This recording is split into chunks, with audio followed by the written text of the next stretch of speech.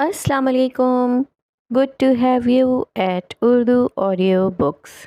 حاضر خدمت ہے میمونہ نصر اللہ کا ناول میں ایک جگنو، ایپیسوڈ 5. اگر وہ اسے دیکھنے نہ آتے تو انہیں پتہ بھی نہیں چلنا تھا کہ وہ گھر سے بھاگ گئی تھی، ورنہ کل نہیں مری تھی تو اب کی بار اسے یقیناً بھرے بازار میں الٹا لٹکا دیتے.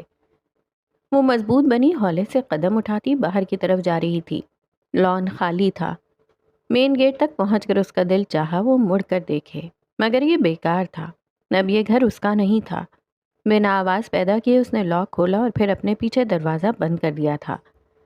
رات کے واقعے کے بعد یقیناً علی اور ابو گھر میں ہی تھے. مسجد کوئی نہیں گیا تھا. اس نے چہرہ چھپانے کو دوپٹے کو ماتھے سے ذرا نیچے تک کھینچ لیا تھا. نقاب کرنے کا سوچا مگر نہیں کیا، کہیں مشکوک نہ لگتی. اسے اب جلد از جلد یہاں سے نکلنا تھا. اسے موت سے ڈر نہیں لگتا تھا، لیکن اسے بس اپنے باپ بھائی کے ہاتھوں سے قتل نہیں ہونا تھا. وہ آیت الکرسی کا ورد کرتے ہولے ہولے قدم اٹھا رہی تھی. وہ تیز نہیں چل سکتی تھی. ذرا سی دیر میں آہستہ چلنے کے باوجود بھی اسے اپنی سائیڈ میں درد محسوس ہونے لگا تھا. کاش کوئی رکشہ مل جاتا. اور چند قدموں کے بعد اسے سواری مل گئی تھی. پہلے وہ راستے میں ایک لیڈی ڈاکٹر کے کلینک پر اتر گئی تھی. اسے اپنے زخم کی نوعیت نہیں معلوم تھی.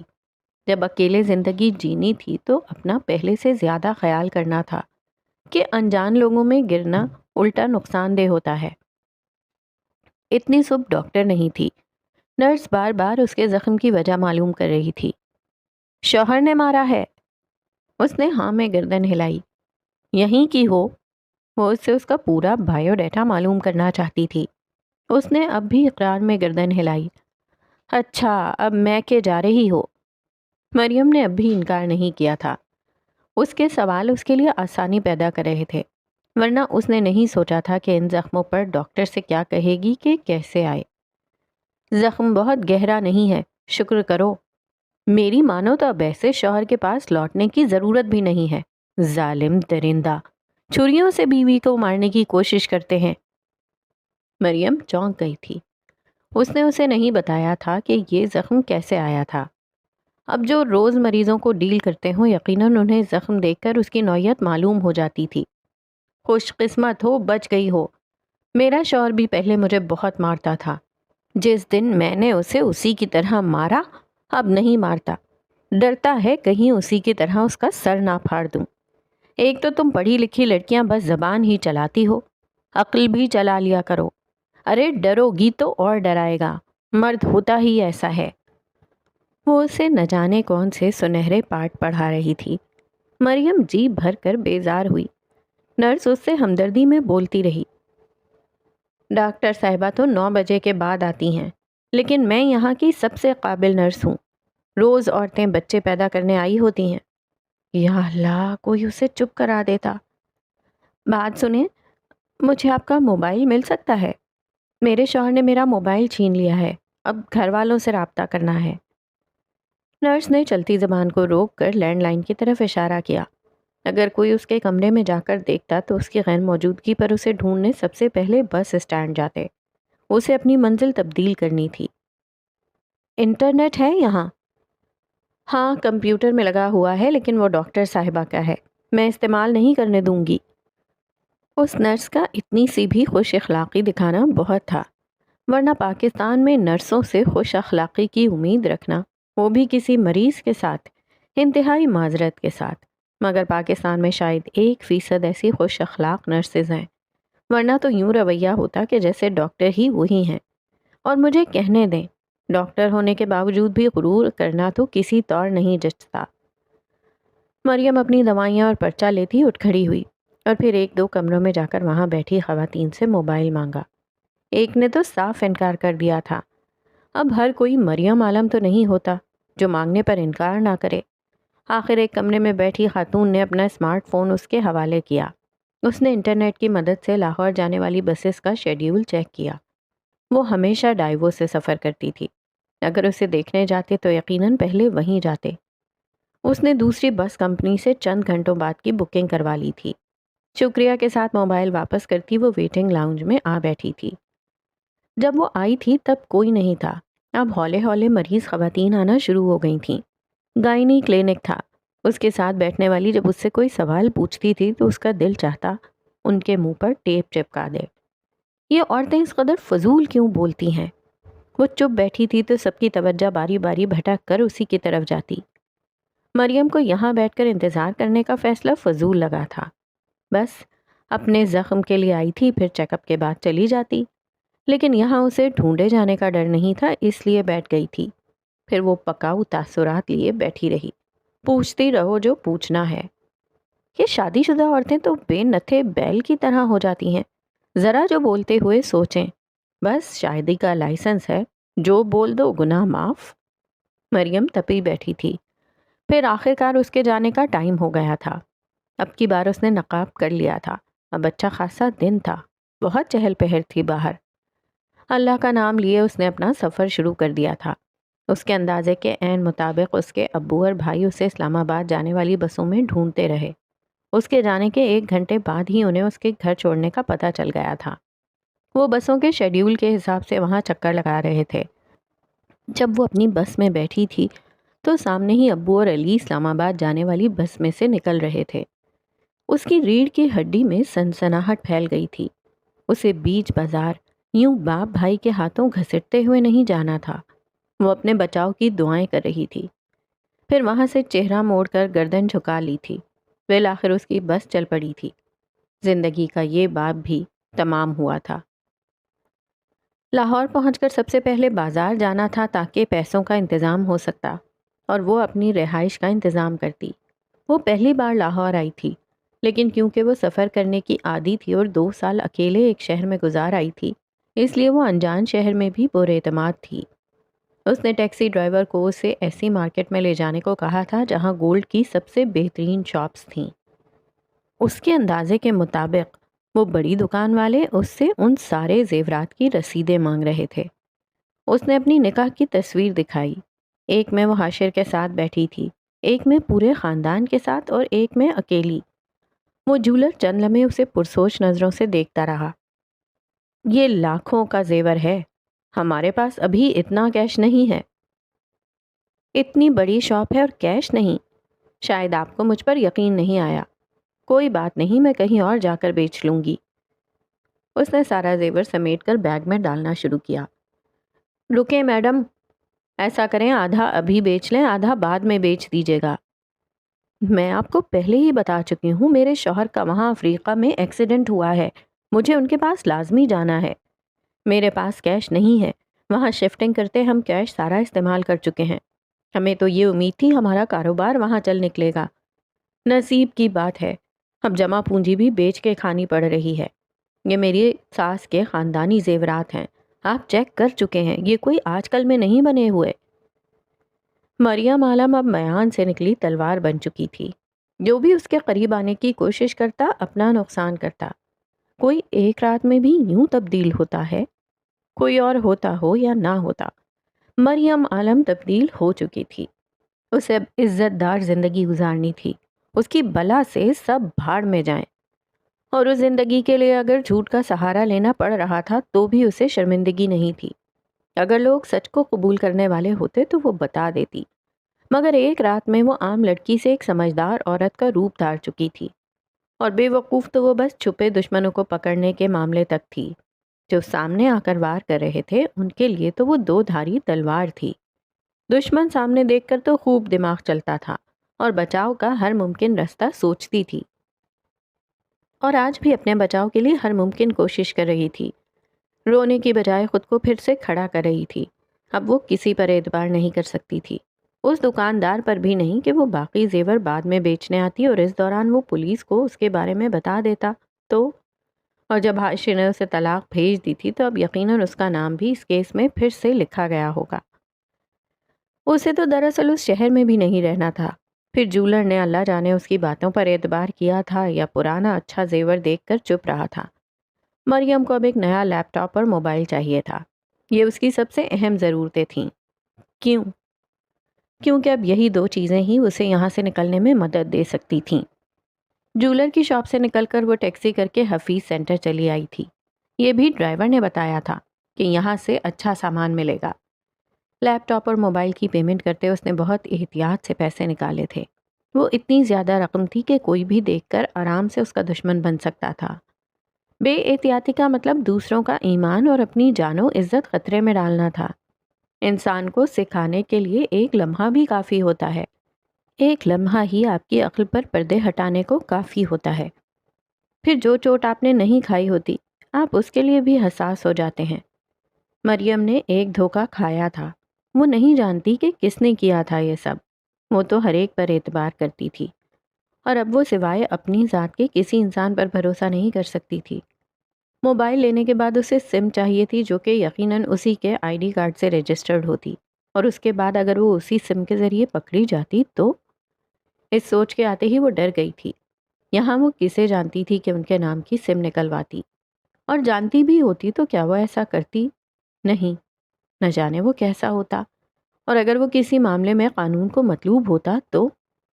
مریم ایک موبائل کمپنی کی فرنچائز کے اندر تو داخل ہو گئی تھی، لیکن اب سوچو بچار میں تھی کیا کرے۔ پھر اس کی نظر دیوار پر گئی جہاں اس کمپنی کے سم پیکیجز اور وائی فائی ڈیوائس کے پیکیجز کی مختلف کمرشلز لگے تھے۔ اس نے خود کو ڈپٹا، مریم اب تو عقل کو تیز دوڑانا شروع کرو، اور پھر وہاں سے ایک وائی فائی ڈیوائس لیے باہر نکلی تھی۔ آپ کے لیے آسانیاں پیدا کرنے آسمان سے فرشتے نہیں اترتے، بس اپنی عقل پر پڑے پردوں کو ہٹانے کی زحمت کرنی پڑتی ہے، تو آپ خود اپنی ذات کے لیے آسانیاں کر لیتے ہیں۔ اس وقت شام ہو رہی تھی، مغرب کی اذان کسی بھی وقت ہو سکتی تھی۔ اس سارے دن نے اسے بہت تھکا دیا تھا۔ اب اسے آرام کرنا تھا، مگر کہاں؟ شہر انجان تھا، ہاسٹلز کا کچھ پتہ نہیں تھا، کہاں تھے، کیسے تھے، کھانے کا کچھ پتہ نہیں تھا۔ باہر نکل کر اس نے ایک بار پھر ٹیکسی کی تھی۔ کسی ایسے بیوٹی پارلر میں لے جائیں جو بہت مشہور ہو اور جہاں ہر وقت رش رہتا ہو۔ ٹیکسی ڈرائیور نے باقاعدہ مڑ کر اسے دیکھا۔ عجیب عورت تھی جو کہہ رہی تھی کہ رش والے پارلر لے جاؤ، ورنہ عورتیں تو کہتی ہیں بس ہم ہی پہلی کسٹمر ہوں، کیونکہ پیچھے گڑیا پپو روتے چھوڑ کے آتی تھیں۔ بڑا ہی اسٹیمنا تھا اس خاتون میں۔ کیا لاہور میں ایک بھی اچھا بیوٹی پارلر نہیں ہے؟ مریم نے اس کے مڑنے پر بگڑے لہجے میں کہا۔ وہ گڑبڑا گیا۔ نہیں نہیں، بہت ہے۔ پھر ٹیکسی چل پڑی تھی۔ ایک دو پارلر کے باہر ٹیکسی رکی تو اس نے ڈرائیور سے کہا کہ پتہ کر کے آئے رش ہے کہ نہیں، اور جب وہ کہتا کہ نہیں اتنا زیادہ نہیں ہے، آدھے گھنٹے تک آپ کی باری آ جائے گی، وہ اسے پھر سے ٹیکسی چلانے کا کہہ دیتی۔ پھر ایک جگہ بہت رش تھا، بیک وقت 4-5 دلہنوں کی اپائنٹمنٹ تھی شاید۔ ٹیکسی ڈرائیور مایوسی سے بتا رہا تھا، وہ جی کہہ رہے ہیں ہمارے پاس آج بالکل ٹائم نہیں ہے، 3 گھنٹوں سے پہلے تو 1 منٹ بھی نہیں دے سکتی ہیں ان کی باجی۔ مریم سن کر اتر آئی تھی۔ اسے مطلوبہ جگہ مل گئی تھی، کرایہ دیتے وہ اندر آ گئی تھی۔ اتنی عورتیں تھیں کہ اگر وہ آرگنائزڈ نہ ہوتا تو باہر ابل پڑتی۔ مریم نے ریسیپشن پر اپنے فیشیل کے لیے کہا تو لڑکی نے بے بسی سے اسے دیکھا۔ کسٹمرز کو بھی نہ نہیں کہا جا سکتا تھا۔ میڈم آج بہت رش ہے، یہ جو سامنے 2 دلہنیں نظر آ رہی ہیں، صرف یہ نہیں، ان دونوں کا پورا خاندان یہیں تیار ہوگا۔ آپ کی باری تو رات 11 بجے تک آئے شاید۔ وہ بیچاری اسے ڈائریکٹ نہیں کہہ پا رہی تھی کہ بیٹھنے کو جگہ نہیں ہے، آپ چلی جائیں۔ کوئی مسئلہ نہیں ہے، مجھے آپ کی میڈم سے ہی فیشیل کروانا ہے، بہت تعریفیں سنی ہیں ان کی۔ مریم اطمینان سے بولی۔ اچھا آپ ادھر اس طرف بیٹھ جائیں، جیسے ہی کوئی لڑکی فارغ ہوتی ہے میں آپ کو بلا لوں گی۔ نہیں، مجھے کسی اور لڑکی سے نہیں، بس آپ کی میڈم سے ہی فیشیل کروانا ہے۔ ٹھیک ہے، آپ ادھر بیٹھ جائیں۔ مریم ایک جانب رکھے صوفے پر آ بیٹھی۔ وہاں آئینوں کے آگے رکھی کرسیاں پر تھیں، کہیں میک اپ ہو رہا تھا، کہیں ہیئر اسٹائلنگ، اور کچھ لڑکیوں کے فارغ ہونے کا انتظار کر رہی تھیں، اور فراغت کو دور کرنے کو ہاتھوں میں پکڑے موبائلوں میں مصروف تھیں۔ ساتھ ساتھ ایک دوسرے سے جملے بازیاں چل رہی تھیں، ہنسی اور قہقہوں کی آواز تھی۔ مریم نے ان سے نگاہ ہٹا کر اپنے ہاتھ میں پکڑا ایک شاپنگ بیگ کھولا اور لیپ ٹاپ باہر نکالا۔ اسے سکون سے لیپ ٹاپ استعمال کرنا تھا، اس لیے اسے رش والی جگہ چاہیے تھی، ایسی رش والی جگہ جہاں ہر کوئی اپنی میں پڑا ہو، اس کی جاسوسیاں نہ کرے۔ اور خواتین کے بیوٹی سیلون سے بڑھ کر دنیا میں ایسی کون سی جگہ ہو سکتی ہے؟ وہاں بیٹھی ہر خاتون کا مسئلہ بس اپنے حسن میں اضافہ ہوتا ہے۔ موبائل فرینچائز مردانہ جگہ تھی، اس لیے وہ وہاں سے نکل آئی تھی۔ لیپ ٹاپ کی ونڈو رجسٹرڈ تھی۔ چند لمحوں بعد اس کے ساتھ وائی فائی ڈیوائس اٹیچ کیا تھا۔ انسٹالیشن کے بعد وہ نیٹ براؤزرز کھول رہی تھی۔ اب ہر وقت وہ نیٹ کے لیے دوسروں سے موبائل نہیں مانگ سکتی تھی، اور نہ کوئی 5 منٹ سے زیادہ صبر کر سکتا تھا، اور لاہور میں اپنے کام کے لیے وہ زیادہ پھر بھی نہیں سکتی تھی۔ ایک تو زخم، دوسرا پکڑے جانے کا ڈر بھی تھا۔ اس کا کام لمبا تھا۔ وہ لاہور کے مختلف پرائیویٹ ہاسٹلز کو سرچ کر رہی تھی، پھر موبائل آن کر کے اس کے نوٹس میں ساری معلومات لکھتی رہی۔ وہاں کسی نے بھی کونے میں بیٹھی اس لڑکی پر توجہ نہیں کی تھی۔ کوئی اپنے بالوں کے لیے پریشان تھی، کوئی لپسٹک کے شیڈ کے لیے بول رہی تھی، کوئی اپنے میک اپ کے لیے لڑکی کو بلاتے ہوئے جھنجھلاہٹ کا شکار تھی۔ سب کے اپنے مسئلے تھے۔ مریم نے 5-6 ہاسٹلز کا پتہ لکھ لیا تھا۔ اب وہ کل ہی وہاں جا سکتی تھی۔ اس وقت رات ہو چکی تھی۔ اسے اب کہیں رات گزارنی تھی۔ ہوٹل، اس سوچ کو وہ پہلے ہی رد کر چکی تھی، لیکن اب آخری آپشن یہی تھا۔ اس نے اچھی ہوٹلز کو سرچ کیا، پھر ایک جگہ بکنگ کرا لی تھی۔ وہ 1 گھنٹے میں فارغ ہو چکی تھی۔ سیلون میں ویسے ہی رش تھا۔ وہ اٹھ کھڑی ہوئی۔ رش کم نہیں ہو رہا، مجھے اب جانا ہے، میں کل آ جاؤں گی۔ وہ ریسیپشنسٹ کو مطلع کرتی باہر نکلی۔ پیچھے وہ کہتی رہ گئی، اب بس تھوڑا سا ٹائم بچا ہے۔ مریم انسنا کیے آ گئی تھی، پھر ٹیکسی کر کے اپنے ہوٹل آ گئی تھی۔ کمرے میں پہنچ کر اس نے سکھ کا سانس لیا تھا۔ مشکل ترین دن تھا۔ اس کی سائڈ میں پھر سے درد ہو رہا تھا۔ اس نے کھانا روم میں منگوا لیا تھا، پھر درد کی وجہ سے اسے ٹھیک طرح سے کھایا نہیں گیا تھا۔ زخم کی ڈریسنگ کر کے وہ بستر میں گھس گئی تھی۔ اتنی تھکن کے باوجود بھی نیند آنکھوں سے کوسوں دور تھی۔ تکیے پر سر رکھتے ہی اس کی آنکھیں بھرنے لگیں۔ اسے سب یاد آ رہا تھا۔ اسے اپنی بہادری پر رونا آ رہا تھا۔ اسے ہر بات پر رونا آ رہا تھا۔ امی ابو کے آنسو یاد آ رہے تھے، علی، اس کا پیارا بھائی، لیکن اسے زخم دینے والا۔ اس کا ہاتھ اپنے زخم تک گیا، نہ جانے کب روتے روتے اس کی آنکھ لگ گئی تھی۔ اگلی صبح وہ سب ہاسٹلز میں جا کر چیک کر رہی تھی۔ اکیلا روم نہیں مل رہا تھا۔ اب اسے کسی کے ساتھ نہیں رہنا تھا۔ ذرا سے پیسے زیادہ لگتے، لیکن انسانوں میں چھپے سانپوں سے بچ جاتی۔ صبح سے شام ہو گئی تھی۔ وہ تھک چکی تھی۔ پھر آخری ہاسٹل میں ایک کمرہ مل گیا تھا۔ یہاں مہینے کا کرایہ اس کی 5 اسٹار ہوٹل کی ایک رات کے برابر تھا۔ جب تک اس کے پاس کمانے کا کوئی ذریعہ نہیں تھا، تب تک وہ ان پیسوں کو نہیں اڑا سکتی تھی۔ وہ چاہتی تو پورا مہینہ اس 5 اسٹار ہوٹل میں رہ لیتی، مگر اس کے بعد کیا؟ ایک ضلالت والی زندگی ہوتی۔ پیسے کے بغیر زندگی بہت بری ہوتی ہے، بہت مشکل۔ اسے پیسے کی حفاظت کرنی تھی، اپنی ذات کی طرح۔ اسی سوچ کی وجہ سے وہ ہاسٹل کے لیے صبح سے خوار ہو رہی تھی۔ ہاسٹل میں سب طے کر کے وہ ہوٹل واپس آ گئی تھی۔ کل سے اس نے ہاسٹل میں جا کر رہنا تھا۔ وہاں وہ کسی لڑکی سے بات نہیں کرتی تھی، اسے کرنی بھی نہیں تھی۔ اس کے ساتھ والے رومز کی لڑکیوں نے پہلے کچھ دن اس کے ساتھ بات کرنے کی کوشش کی تھی، لیکن اس کے لیے دیے رویے پر پیچھے ہٹ گئی تھیں۔ بہت مغرور ہے، نک چڑی، بات کرنے کی تمیز ہی نہیں ہے، بہت بد اخلاق لڑکی ہے۔ سب کی اپنی رائے تھی۔ صحیح کہا۔ آنٹی وارڈن کہہ رہی تھی کہ اس نے کہا میں جب تک ہوں روم کسی کے ساتھ شیئر نہیں کروں گی۔ خوش اخلاق ہوتی تو یوں بد مزاجی دکھاتی۔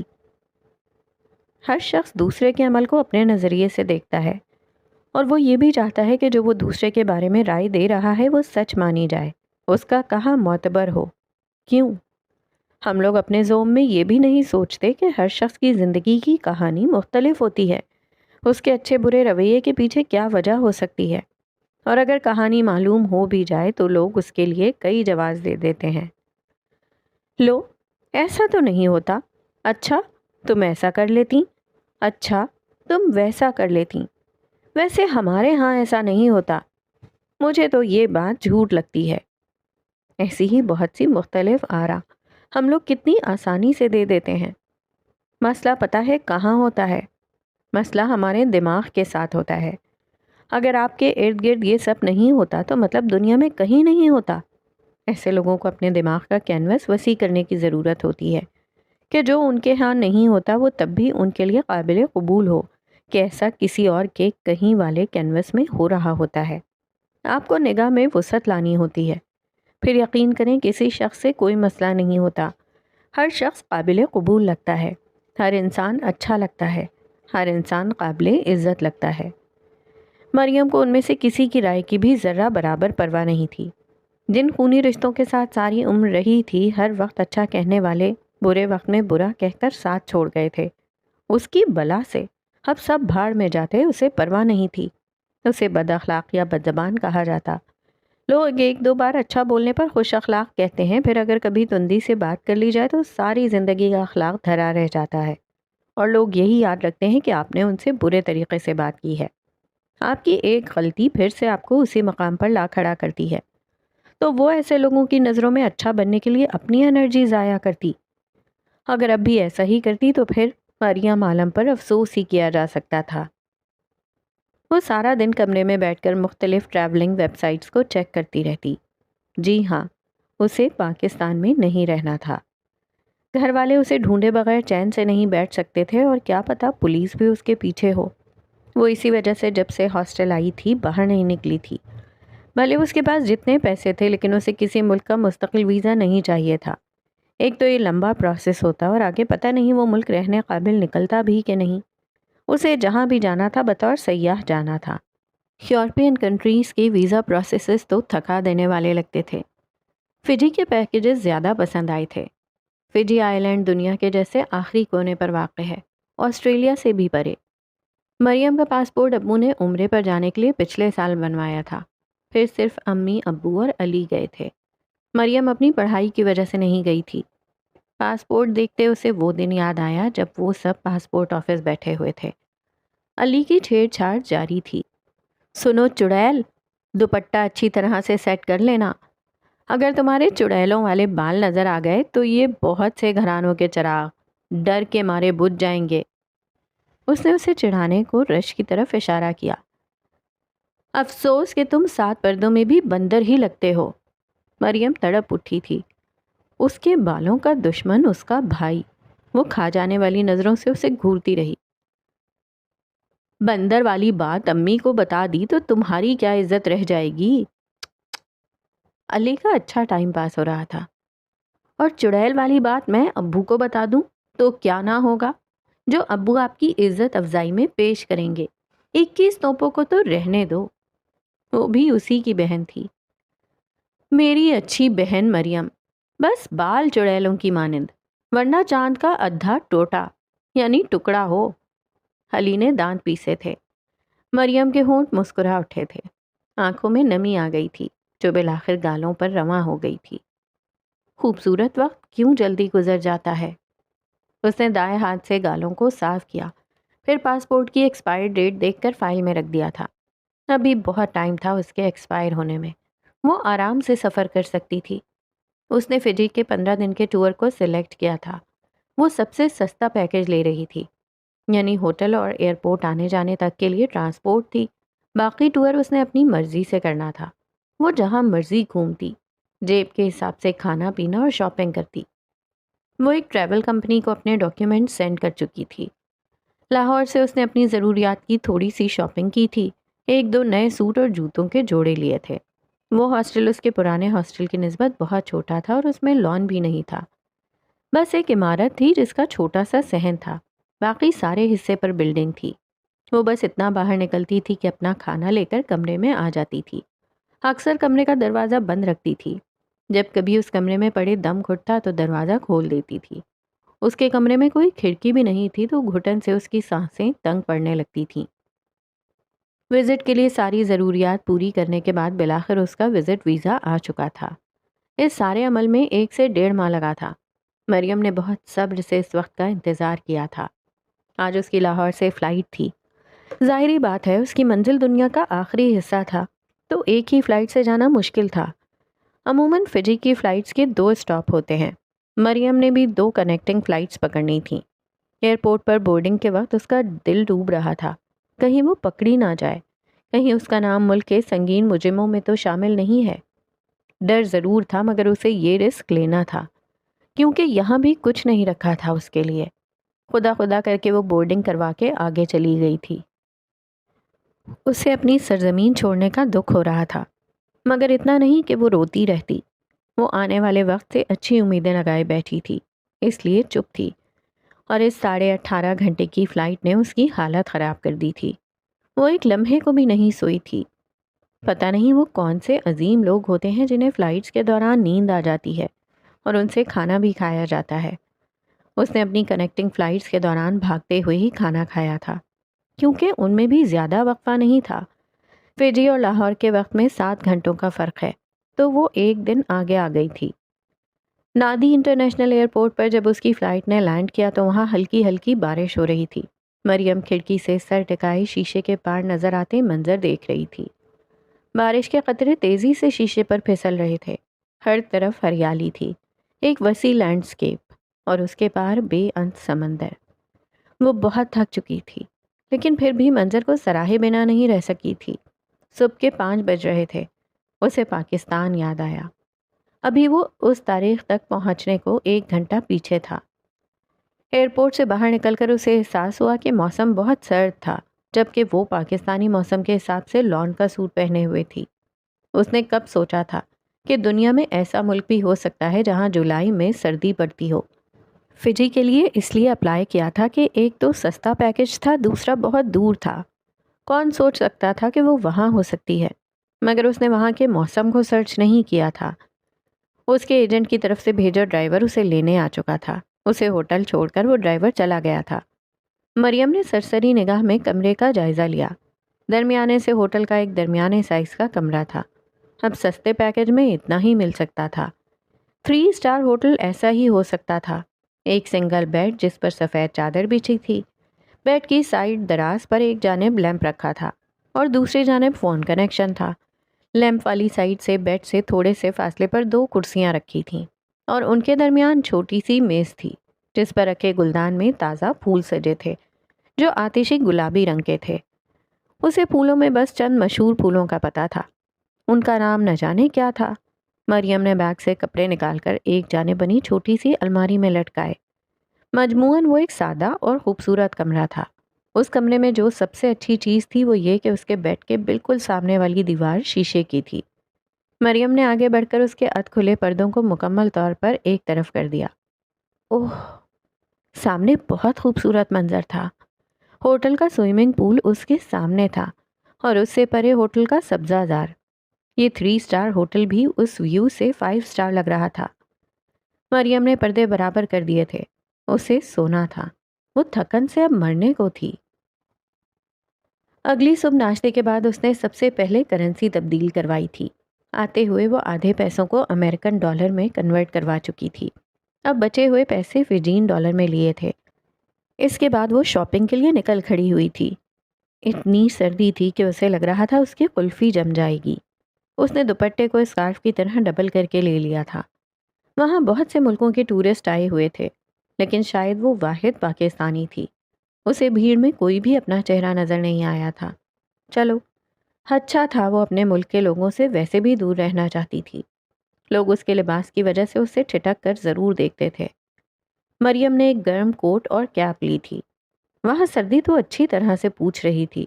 اسے اس شہر میں گھومنے کا کوئی شوق نہیں تھا، بس اسے کمانے کو کوئی نوکری مل جاتی تو زندگی آسان تھی۔ مگر نوکری ملنا کوئی اتنا بھی آسان کام نہیں تھا کہ اسے ایک ہی دن میں مل جاتی۔ وہ روز نیٹ پر بیٹھ کر نوکریاں دیکھتی رہتی، مگر وہ لوکل لوگوں کے لیے ہوتی تھیں۔ وہ چھوٹا سا ملک تھا، ایک دنیا سے الگ۔ وہ اپنے لوگوں کو موقع نہ دیتا تو کسے دیتا؟ مریم ڈھیروں نوکریاں دیکھتی تھی مگر اسے سمجھ نہیں آتا تھا کہ وہ کیا کرے، کہاں اپلائی کرے۔ دن پر دن گزر رہے تھے۔ اس کا ٹرپ ختم ہو جانا تھا۔ اس سے پہلے اسے کوئی ایسی جاب ڈھونڈنی تھی جہاں ویزا بھی وہ خود دیتے۔ آج 7واں دن تھا۔ وہ لیپ ٹاپ کے سامنے بیٹھ کر تھک چکی تھی۔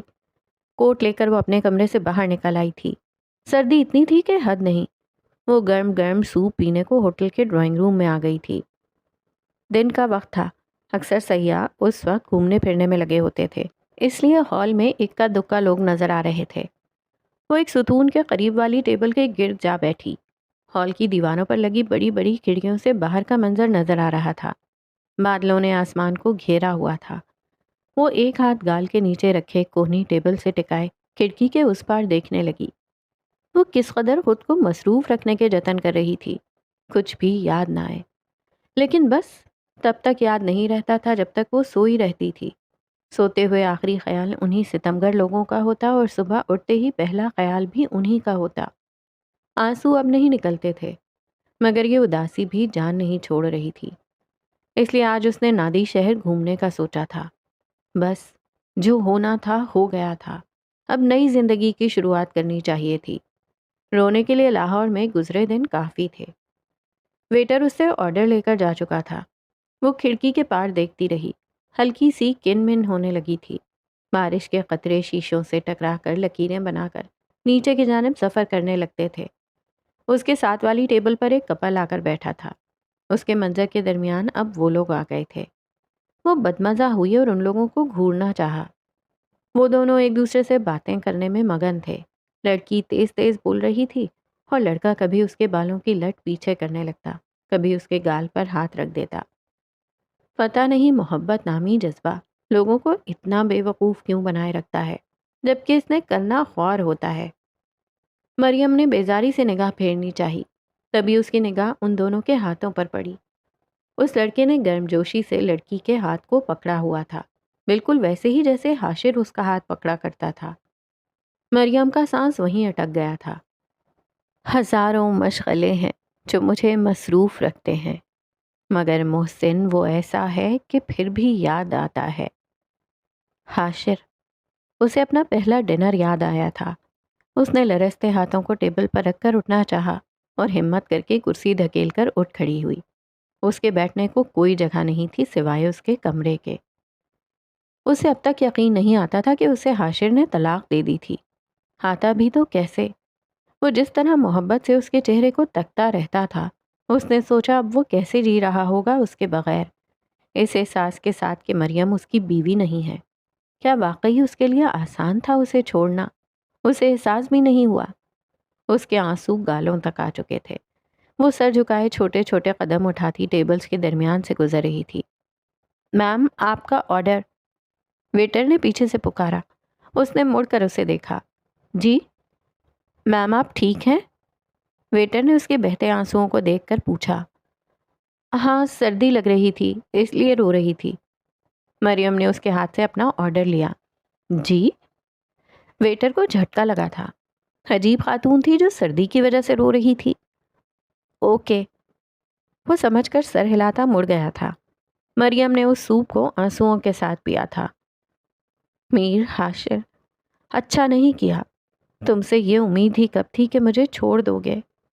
आह, मेरा दिल फटता है जब याद आता है तुम भी नहीं रहे मेरे पास। कोई भी नहीं है, अम्मी भी नहीं है, अब्बू, अली, सब ने छोड़ दिया। लेकिन तुम, मीर हाशिर, ये ना समझना तुम्हारे इश्क में बैठी रहूंगी। तुम देखना, तुम सब देखना, मैं अपनी ज़िंदगी जीऊंगी, बहुत अच्छे से जीऊंगी। तुम लोगों के दिए दुखों पर सारी ज़िंदगी बैठ कर नहीं रहूंगी। वो बहते आंसुओं के साथ सोचे जा रही थी। जलते दिल को किसी तौर करार नहीं था। बहादुरी सब एक तरफ, अंदर के दुख का कोई इलाज नहीं था, और अगर था तो उसमें अभी वक्त लगना था। उसका ट्रिप ख़त्म होने में 2 दिन बचे थे, और वो जो ये सोच कर आई थी कि कुछ ना कुछ कर ही लूँगी वहाँ जाके। अब नौकरी ना मिलती तो ऑप्शन पाकिस्तान था। पाकिस्तानी रुपयों तक तो ठीक था, लेकिन जब वो डॉलर में कन्वर्ट हुए थे तो इतने नहीं थे कि वो उन्हें ज़्यादा अरसा खर्च कर सकती। उसने कभी जॉब नहीं की थी, इसलिए उसे पता भी नहीं था कि जॉब के लिए कोशिश कैसे की जाती है। और जो असल बात थी, उसे अंदर से ये खौफ था कि अगर वो किसी अच्छी पोस्ट पर जाएगी और उसके मुल्क के लोगों को उसकी तलाश हुई तो वो उसे आसानी से ढूंढ लेंगे। वो गुमनाम नौकरी चाहती थी।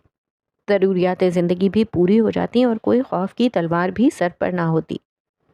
आज एक बार में इंटरव्यू देने गई थी। एड्स बार नामी उस क्लब का मालिक बार बार उसका हैरत से जायज़ा लेता। तुम वाकई यहाँ नौकरी करना चाहती हो? जी। देखो, यहाँ और किस्म के लोग आते हैं, और फिर हमारे डीजे और बार टेंडर अपने काम के माहिर हैं। तुम दोनों कामों में ज़ीरो लगती हो, और इस हुलिये में यहाँ आओगी। क्या है मेरे हुलिये को? मरियम ने बुरा मानकर खुद पर निगाह डाली। हमारा यूनिफॉर्म है, वो यूज़ करना होगा, और मेरे पास इस वक्त वेट्रेस की नौकरी है। करना चाहो तो कल से आ जाओ। वो दांतों के दरमियान एक तीली दबाए उसे ही देखे जा रहा था। مریم کا دل چاہا ایک گھونسا دے مارے اسے، خبیث گھورے ہی جا رہا تھا۔ پھر اس کی آفر کو خود رد کرتے وہ باہر آ گئی تھی۔ ٹھیک ہے زندگی مشکل تھی لیکن وہ ویٹرس نہیں بن سکتی تھی۔ انسان کی اپنی نظر میں کوئی عزت ہوتی ہے۔ کوئی پوچھتا کہ بار ٹینڈر اور ڈی جے کیا چیف ایگزیکٹو ہوتے ہیں؟ وہ مایوس ہو چکی تھی۔ چلتے چلتے نہ جانے کہاں نکل آئی تھی۔ چونک کر دیکھا تو ایک پارک سے گزر رہی تھی۔ اس سے چند قدموں کے فاصلے پر ایک بینچ پڑی تھی۔ وہ چند قدم چل کر اس تک جا پہنچی اور بیٹھ گئی۔ یہ ایک وسیع پارک لگ رہا تھا۔ نہ جانے کیا نام تھا، آتے ہوئے دیکھا بھی نہیں تھا۔ اس کے سامنے خوبصورت گھاس ایک کارپینٹ کی مانند بچھا نظر آ رہا تھا، اور سامنے کی روش کے اطراف کچھ فاصلے پر درخت لگے تھے جو بہت گھنے نہیں تھے، اس لیے سامنے کا حصہ صاف دکھائی دے رہا تھا۔ 10 منٹ گزرے تھے کہ اس کے ساتھ ایک لڑکی آ بیٹھی۔ بہت تھکی ہوئی لگ رہی تھی۔ چند لمحے گہرے گہرے سانس لیتی رہی اور پھر مریم کی طرف متوجہ ہوئی۔ تم کون ہو؟ کہاں سے آئی ہو؟ مریم کا دل چاہا اسے اگنور کرے، لیکن دل بھرا ہوا تھا۔ وہ لڑکی پہلے اس سے فجین زبان میں پوچھ رہی تھی، پھر بات کو انگلش میں دہرایا تھا۔ مریم، پاکستان، وہ مختصر بولی۔ میں کرسٹینا، یہیں کی ہوں۔ اوہ، میرا باس اتنا زیادہ کام لیتا ہے کہ بندہ مرنے سے ذرا ادھر ہو تب چھوڑتا ہے۔ سارا دن بوتلیں اٹھا اٹھا کے میرے ہاتھ چھل ہو جاتے ہیں۔ بازوؤں میں طاقت نہیں ہوتی کہ چمچ پکڑ کر کھانا کھا سکوں۔ کمینہ۔ اس کے بعد وہ گالیاں دینے لگی۔ مریم نے لب بھینچ لیے۔ اسے پتہ ہی نہیں تھا کہ لڑکیاں بھی اتنی فضول گالیاں دیتی ہیں۔ کیا کام کرتی ہو اور کہاں؟ مریم نے پوچھ کر اس کی گالیوں کو بریک لگوائی۔ منرل واٹر کی فیکٹری میں، روز اتنی بوتلیں اٹھانی پڑتی ہیں۔ میں کہتی ہوں کہ کوئی نئی لڑکی رکھ لیں، لیکن جو بھی آتی ہے چند ماہ میں چھوڑ جاتی ہے۔ کیوں؟ مریم کو کوئی تجسس نہیں تھا، لیکن بات تو کرنی تھی کوئی۔ اس کا دل بھرا ہوا تھا۔ بلا وجہ صحیح کسی سے تو بات کرتی۔ کیونکہ تنخواہ کم دیتا ہے وہ کمینہ، اور کام زیادہ کرواتا ہے، سب چھوڑ جاتی ہیں۔ تم بھی چھوڑ جاؤ۔ اب کہ مریم نے بیزاری سے اسے دیکھا۔ بدتمیز لڑکی تھی، ہر دوسری بات میں گالی نکال کر بات کر رہی تھی۔ مجھے ان سب سے زیادہ دیتا ہے، نہیں چھوڑ سکتی۔ پھر اور کہاں جاب کروں گی؟ کوئی تجربہ بھی نہیں ہے۔ تجربہ تو کسی بھی چیز کا نہیں ہوتا، ہر کام کرنے سے آتا ہے، اور پھر جا کر وہ آپ کے تجربے میں شامل ہوتا ہے۔ تم عقل مند لگتی ہو۔ سنو، تم میری فیکٹری میں جاب کر لو۔ مریم نے حیرت سے اسے دیکھا۔ جی؟ کیا نہیں کرنی؟ تمہیں دیکھ کر لگا کہ شاید تم جاب نہ ملنے پر اداس ہو۔ اچھی پے دلواؤں گی۔ اچھا، اور رہائش اور ویزا کمپنی کا ہوگا؟ مریم نے اب کی بار دلچسپی دکھائی تھی۔ کچھ لوگوں کے ساتھ زندگی جو بھی کر لے، زخم 2 دن پرانا ہونے پر پھر سے بھول کر پرانی روش پر آنے لگتے ہیں۔ ایک بار پھر سے وہی پرانی غلطی دہرانے جا رہی تھی، انجان پر اعتبار کرنے کی، لیکن اس وقت اسے احساس نہیں تھا کہ وہ غلطی کر رہی ہے۔ ہاں، رہائش مفت اور ویزا ہماری طرف سے۔ میں یہاں ٹور پر آئی ہوں، 2 دن بعد ختم ہونے والا ہے۔ جہاں تک میں جانتی ہوں ویزا لگنے میں 1-2 ماہ تو لگ جاتے ہیں۔ ارے تم ان باتوں کو چھوڑو، بس ہاں کرو، یہ سب میں سنبھال لوں گی۔ وہ لڑکی کھلکھلا اٹھی تھی۔ مریم نے اسے اپنے ہوٹل کا بتایا اور خوشی خوشی ہوٹل آ گئی تھی۔ مسئلہ تو حل ہونے کو تھا، بلکہ ہو چکا تھا۔ وہ لڑکی اگلی صبح اس کے ہوٹل آ دھمکی تھی، پھر مریم کو اپنے ساتھ فیکٹری لے گئی تھی۔ وہاں مالک نے سرسری انٹرویو کے بعد اسے جاب دے دی تھی۔ تنخواہ کم تھی، مگر پورے مہینے میں 3 وقت کا کھانا آرام سے نکل سکتا تھا۔ مریم کو اس سے زیادہ کچھ چاہیے بھی نہیں تھا۔ مریم کا ٹرپ ختم ہونے پر اس کی ٹریولنگ ایجنسی نے اس سے رابطہ کیا تھا۔ مریم نے انہیں اپنی فجی کی رہائش کا بتا دیا تھا۔ اس فیکٹری میں مرد بھی کام کرتے تھے اور عورتوں والے حصے میں بس کرسٹینا اور چند ساتھی پرانی تھیں۔ باقی سب لڑکیاں 3-4 ماہ پرانی تھیں، بس۔ مریم نے کوئی تجسس نہیں کیا کہ ایسا کیا ہوتا تھا کہ تھوڑے عرصے میں سب چھوڑ جاتی تھیں۔ اس کا مسئلہ حل ہو رہا تھا اور اسے اب باقی باتوں کی پرواہ نہیں تھی۔ اس فیکٹری میں زیادہ تر مقامی لوگ تھے، اور اسے حیرت ہوئی جب پتہ چلا مقامی لوگ سیاحوں کو لوٹ مار کر اپنا جیب خرچ نکال لیتے تھے۔ ایسا نہیں تھا کہ سب لوگ ہی ایسے تھے، لیکن ایسے حادثات آئے دن سننے کو ملتے تھے۔ اب یہ صرف ایک گروپ کا کام تھا یا زیادہ لوگ ملوث تھے، اس پر کوئی تحقیق نہیں تھی۔ یہاں بھی ایک یونیفارم تھا، سردیوں میں جینز شرٹ اور گرمیوں میں اسکرٹ بلاؤز۔ چونکہ اب سردیاں تھیں تو مریم کے لیے آسانی تھی، جسم ڈھکا رہتا۔ اسکارف کو اس کے باس نے ناک چڑھا کر دیکھا تھا اور منع کر دیا تھا۔ مریم سردی کے بہانے لانگ کوٹ اور سر پر اونی ٹوپی پہنے رکھتی، بالوں کا جوڑا کیے رکھتی۔ عجیب نمونہ لگتی ہو، اتارو اس ٹوپی کو۔ کرسٹینا نے ایک دن کھینچ کے وہ ٹوپی اس کے سر سے اتار پھینکی۔ مریم جو بھی کہتی رہی وہ انسنا کیے اس کی ٹوپی بھاگ کر کہیں چھپا آئی تھی۔ ہم یہاں اندر کام کرتے ہیں، اتنی سردی نہیں ہوتی، دوسری لڑکی نے اسے تسلی دی۔ وہ پھر خاموشی سے بوتلیں اٹھاتی رہی۔ اس کی رہائش کرسٹینا کے ساتھ تھی، فیکٹری کے قریب ہی، کیونکہ وہ الگ رہائش افورڈ نہیں کر سکتی تھی۔ اس کے باس نے اس کا پاسپورٹ ابھی تک نہیں دیا تھا، پھر اسے بلا کر کہا کہ پاسپورٹ نہیں دے گا، ہاں ویزا لگ چکا ہے۔ مریم نے کوئی اعتراض نہیں کیا تھا، اس کے خیال سے اب وہ محفوظ تھی۔ اسے وہاں کام کرتے 1 ماہ ہو چکا تھا۔ کرسٹینا نے نوٹ کیا تھا کہ وہ بس کام میں مگن رہتی تھی، اور کام کوئی اتنا مشکل نہیں تھا کہ دماغ لڑانا پڑتا۔ جسمانی مشقت تھی اور وہ بنا شکوہ کیے کرتی رہتی۔ یہاں سے جا کے کمرے میں پڑی رہتی، زیادہ کبھی دم گھٹتا تو بس کھڑکی کے ساتھ آ کھڑی ہوتی، جب تھک جاتی تو واپس بستر پر جا بیٹھتی۔ پھر ایک دن کرسٹینا اور اس کی ساتھیوں نے بہت محنت کر کے چھٹی کے بعد اسے آؤٹنگ کے لیے راضی کیا۔ ان کی چھٹی رات کے 8 بجے ہوتی تھی۔ پہلے ایک چھوٹے سے ریسٹورانٹ سے کھانا کھایا تھا، پھر مریم کو بنا بتائے ایک کلب میں لے آئیں۔ وہ جی بھر کر بیزار ہوئی۔ اب کئی گھنٹے وہ سب پاگلوں کی طرح ناچنے والی تھیں اور اسے بیٹھ کر انتظار کرنا تھا ان کا۔ پہلے تو سب نے وہاں جا کر ڈرنکس لیں۔ مریم نے سیزنل فریش جوس کا آرڈر دیا تھا۔ باقی لڑکیاں گلاس لیے ڈانسنگ اسٹیج کی جانب بڑھ گئی تھیں۔ وہ وہیں اپنی کرسی پر بیٹھی رہی، مڑ کر ان کو دیکھتی رہی۔ گلاس ہاتھ میں تھامے تھوڑی دیر بعد اس میں سے ایک سپ لے لیتی۔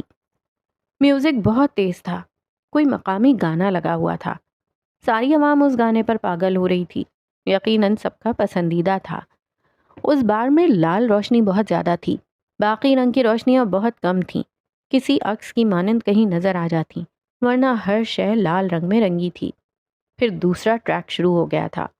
عوام نے اس پر پہلے شور مچایا، پھر دوبارہ ناچنا شروع کر دیا۔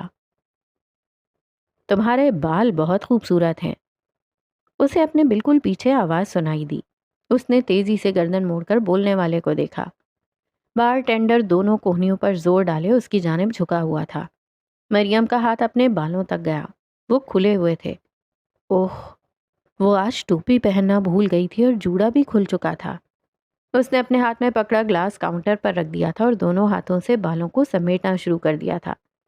ہے، میں نے تعریف کی تھی، تم نے شکریہ نہیں کہا۔ لڑکے نے اس کے آگے آ کر چٹکی بجائی۔ کوئی ہیئر بینڈ ہو تو دو۔ مریم نے اس کی بات کو انسنا کر کے اپنی کہی۔ اسے اندازہ تھا اگر وہ یہاں اس پر غصہ کرتی تو نقصان اپنا ہی ہوتا۔ اس کے لیے انجان ملک تھا اور چیخ چلا کر اپنا ہی تماشا بناتی۔ بہتر تھا کہ سمجھداری سے اس معاملے کو نپٹانا تھا۔ بدذوق لڑکی ہو، نہیں ہے میرے پاس۔ وہ بدمزہ ہوا۔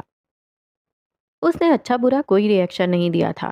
عجیب عورت تھی جو اپنے بالوں کی اتنی چٹیاں بنا رکھی ہے، ایک کھول کر اس کا بینڈ مجھے دے دو۔ وہ مریم عالم ہی تھی۔ لڑکے نے ناک سے کوڑی۔ تم نے شکریہ بولا تھا؟ لیچڑ انسان، وہ اردو میں بڑبڑائی۔ میں اس لیے کہہ رہی ہوں کہ تمہارے کھلے بال زیادہ اچھے لگیں گے، اس لیے ایک پونی مجھے دے دو۔ باقی جملہ وہ انگلش میں بولی۔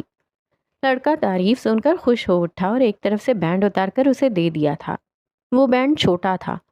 مریم نے جوڑا کھول کر اپنے بالوں کی چوٹیاں بنا لی۔ واو، تمہارے بال تو بہت لمبے ہیں۔ نہ تمہارے پاس اور کوئی کام نہیں ہے؟ اس نے گھورا۔ سارے لوگ ابھی ڈانس کر رہے ہیں، رنگ کے لیے بس تم ہی بیٹھی ہو، تو تمہیں ہی دیکھوں گا۔ وہ ڈھٹائی سے دانت دکھانے لگا۔ مریم نے بال باندھ کر چٹیا کو پھر جوڑے کی شکل میں کر لیا تھا۔ یہاں ہیٹر تو چل رہا ہے تو کوٹ اتار دو، اس سے تو گرمی لگ رہی ہوگی۔ اور تم ڈانس کیوں نہیں کر رہی؟ وہ بار ٹینڈر جیسے اسے زج کرنے کو وہاں آن کھڑا ہوا تھا۔ مریم بنا جواب دیے تحمل سے اٹھ کھڑی ہوئی۔ اس نے چہرے پر کسی بھی تاثر کو آنے سے روکا تھا. اسے بس یہاں سے نکلنا تھا. ایک تو تیز میوزک، لال روشنی اور وہ لیچڑ انسان. وہ تیزی سے ڈانس کرنے والوں کے درمیان سے گزر رہی تھی. اسٹیج پر ڈانس کرنے کی بجائے عوام راستے تک آ چکی تھی. وہاں اسٹیج درمیان میں تھا، لیکن کیونکہ عوام زیادہ تھی جو اسٹیج پر نہیں سما رہی تھی، اس لیے وہ چھوٹا سا کلب ہر طرف سے انسانی ہجوم سے گھرا تھا. ایک کھٹا کٹا مرد اس کے آگے سے ہٹنے کے بعد دروازے تک اس کے پیچھے آیا تھا. وہ اس سے کچھ کہہ رہا تھا. تیز میوزک کی وجہ سے سمجھ نہیں آ رہا تھا، لیکن وہ سمجھنا بھی نہیں چاہتی تھی، اس لیے رکی بھی نہیں تھی. اسے اس جگہ شدید گھٹن محسوس ہو رہی تھی. وہ تیزی سے دروازے کو دھکیلتے باہر آئی تھی اور کئی گہری گہری سانسیں لی تھیں. باقی خواتین ابھی اندر ڈانس میں مصروف تھیں. کوٹ کی جیبوں میں ہاتھ ڈالے وہ وہاں سے دور جا رہی تھی. اسے بار ٹینڈر کی باتیں یاد آئیں تو جھرجھری کی لہر سی جسم میں دوڑ گئی تھی. وہ پہلی بار مردوں کے بیچ ننگے سر بیٹھی تھی، وہ بھی بال کھولے.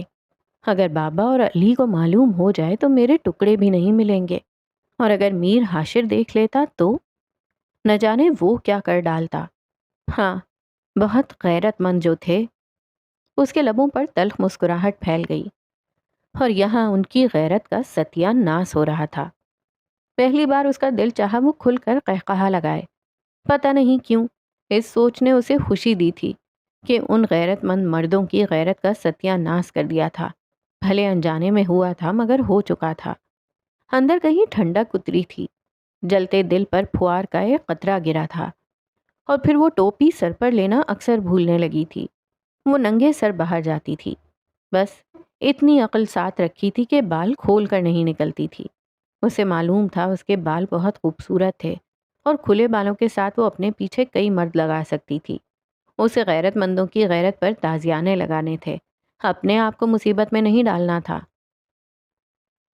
سینڈی تمہارا پوچھ رہا تھا. وہ ایک کارٹن اٹھائے اسے مطلوبہ جگہ رکھنے لگی تھی کہ کرسٹینا کی آواز سنائی دی. مریم نے کارٹن رکھ کر مڑ کر اسے دیکھا. کون؟ وہ الجھے لہجے میں بولی. وہ جس کے بازو پر ٹیٹو تھا. مجھے واقعی نہیں سمجھ آ رہا تم کس کا پوچھ رہی ہو. وہ جو پرسوں کلب میں تمہارے پیچھے دروازے تک آیا تھا. اتنا بلاتا رہا تم نے سنا ہی نہیں. کہتا تمہاری دوست بہت روڈ ہے. مریم نے پوری آنکھیں کھول کر اسے دیکھا. میں اس بندے کو جانتی بھی نہیں، اور وہ مجھے کیوں بلا رہا تھا؟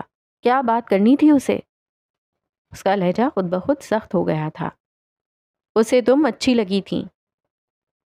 میں اس سے ٹکرائی تھی اور پھر آگے چلی گئی تھی. اتنی دیر میں اسے پسند بھی آ گئی تھی.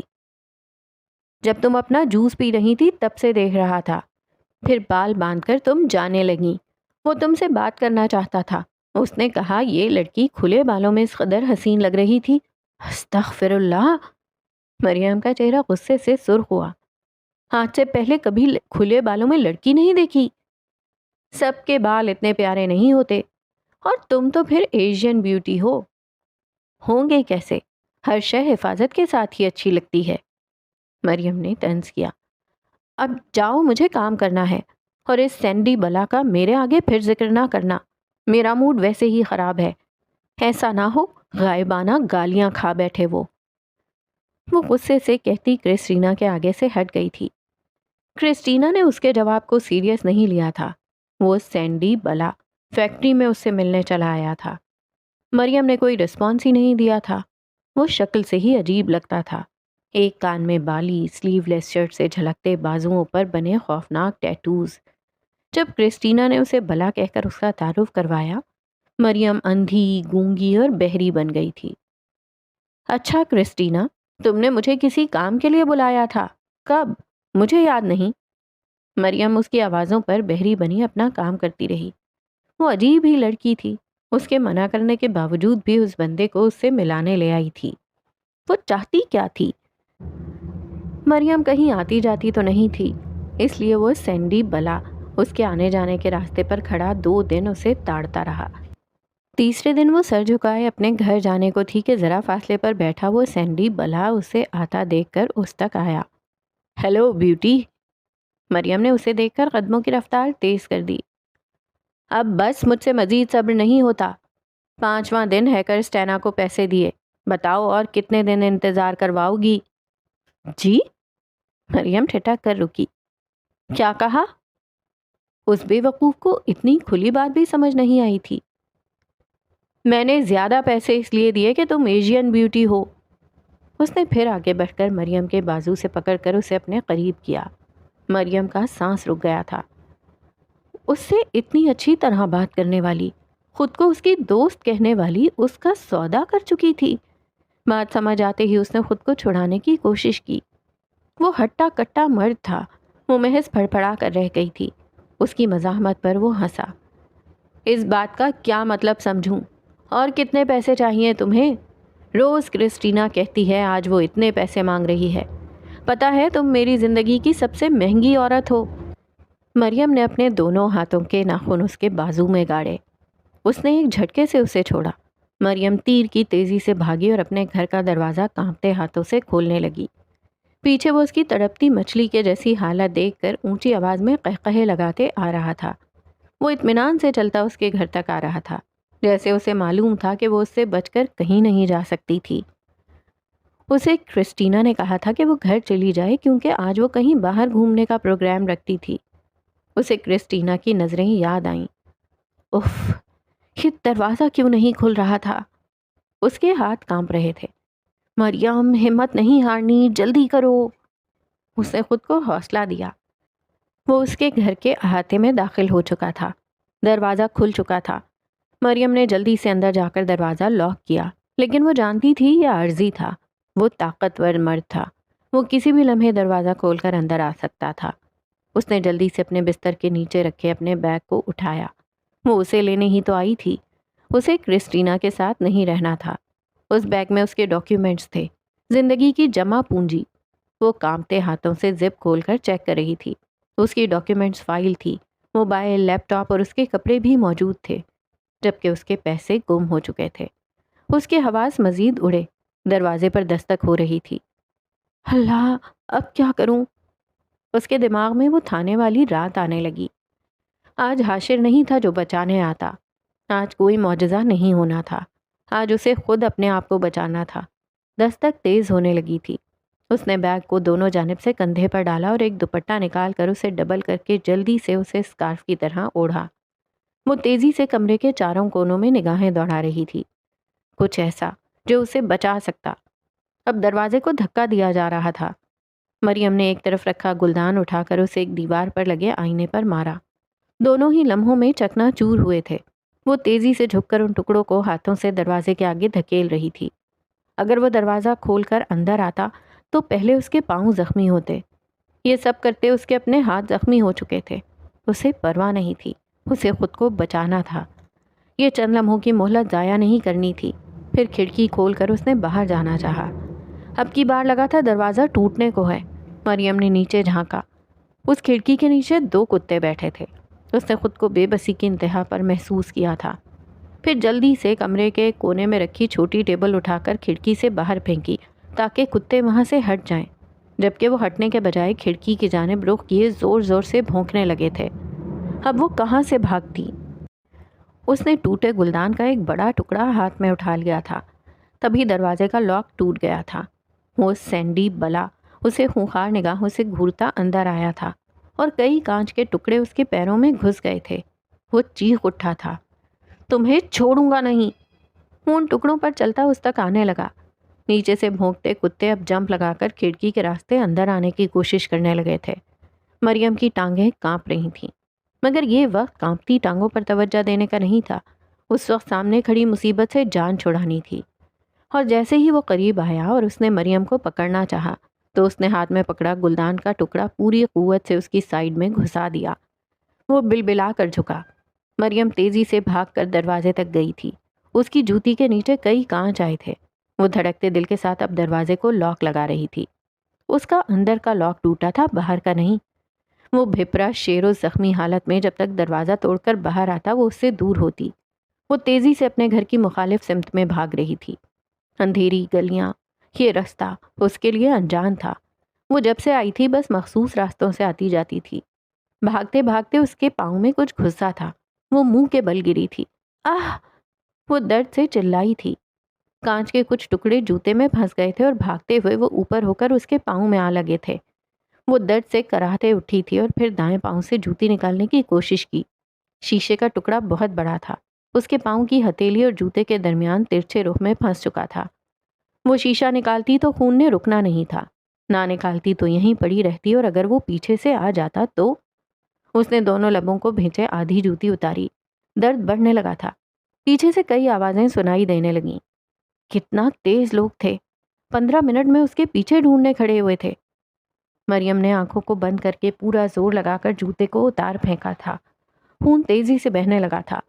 پھر دوسرا جوتا اتار کر اس نے اٹھنے کی کوشش کی۔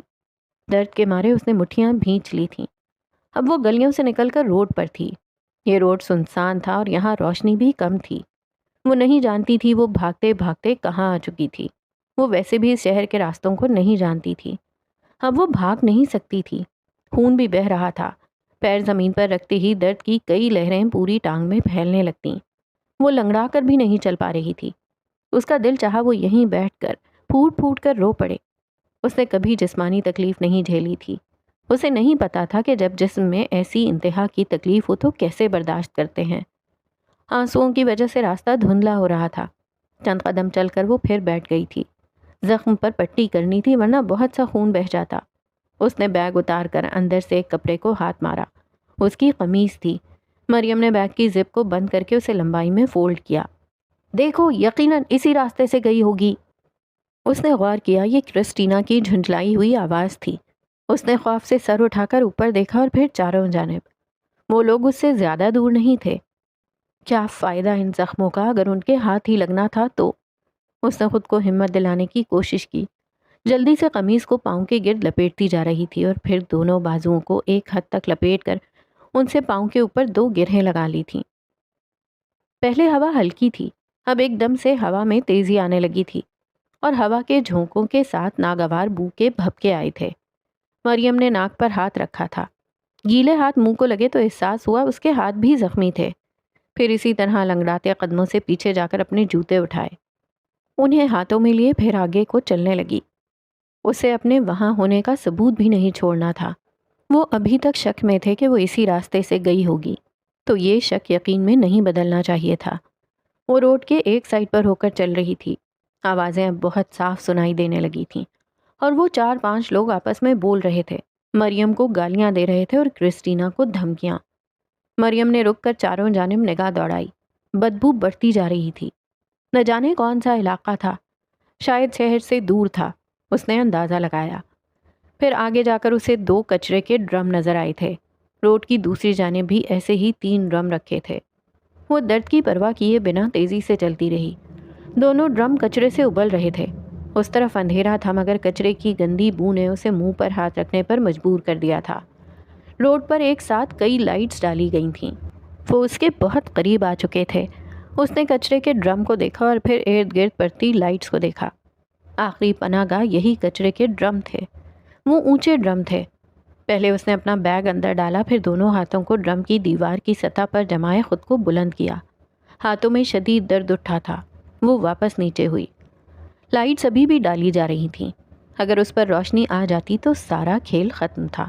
اس نے ہمت کر کے پھر سے ہاتھوں کی مدد کو خود کو اوپر کیا اور بائیں ٹانگ کو اوپر کر کے اندر کیا۔ بدبو مارے جا رہی تھی۔ پھر دائیں کو بھی اوپر کر کے اندر کیا تھا۔ وہ کچرا تھا، کوئی ہموار زمین نہیں تھی۔ اس کے پاؤں اندر کو دھنستے گئے تھے۔ وہ توازن نہیں رکھ پا رہی تھی۔ وہ ایک جانب گر پڑی۔ تبھی ایک تیز لائٹ اس کچرے کے ڈرم پر پڑی۔ مریم نے سانس روک لی تھی۔ صرف چند لمحے کی چوک سے وہ بچ گئی تھی۔ اس نے اپنے دائیں ہاتھ کو سختی سے منہ پر اس طرح رکھا تھا کہ اس کی ناک تک جاتی ہوا کا راستہ بھی رک گیا تھا۔ لائٹ حرکت کر رہی تھی۔ مریم نے اپنی پوزیشن کو ٹھیک کرنا چاہا۔ ہولے سے سر کو اٹھائے اٹھی تھی اور بیٹھنے کی کوشش کی اور چند انچ پیچھے کھسک گئی تھی۔ قدموں کی آوازیں قریب آتی جا رہی تھیں۔ مریم نے دونوں ہاتھوں سے پاس پکڑا کچرا اٹھا کر خود پر ڈالنا شروع کیا۔ بدبو، موت تھی جیسے۔ وہ اپنی سانسیں روک کے تیزی سے ہاتھوں کو حرکت دیے جا رہی تھی۔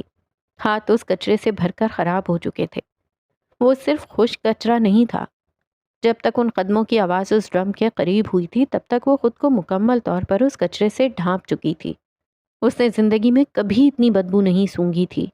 اسے اپنے جسم کے بہت سے حصوں پر کچھ نہ کچھ رینگتا ہوا محسوس ہونے لگا تھا۔ وہ منہ کھول کر چیخ بھی نہیں سکتی تھی۔ پیچھے روڈ کے درمیان میں خون لگا ہوا، جیسے اس کے پاؤں زخمی تھے، لیکن چند قدموں کے بعد خون کے نشان گم ہیں۔ گئی تو گئی کہاں؟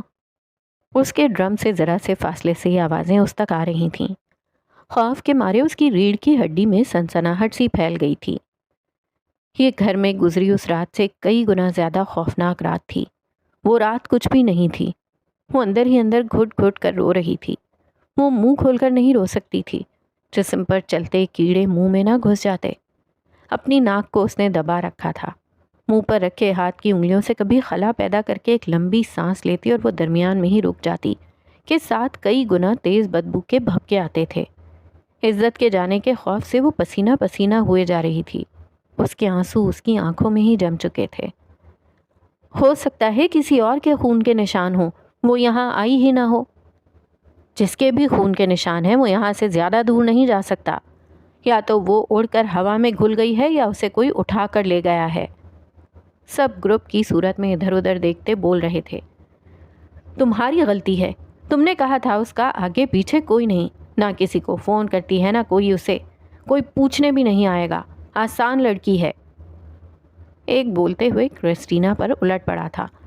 ہاں تو ایسے ہی تھی، میں نے جھوٹ نہیں بولا تھا، اتنی معصوم لگتی تھی، مجھے کیا پتا تھا سینڈی کو اتنا زخمی کر کے جائے گی۔ اب جو بھی ہو تم ہمارا نقصان پورا کرو، اس لڑکی کے لیے ہم نے تمہیں بہت پیسے دیے ہیں، کل تک مال بھیجنا ہے، لڑکی گم ہے، اب اس کی جگہ تمہیں بھیج دیں۔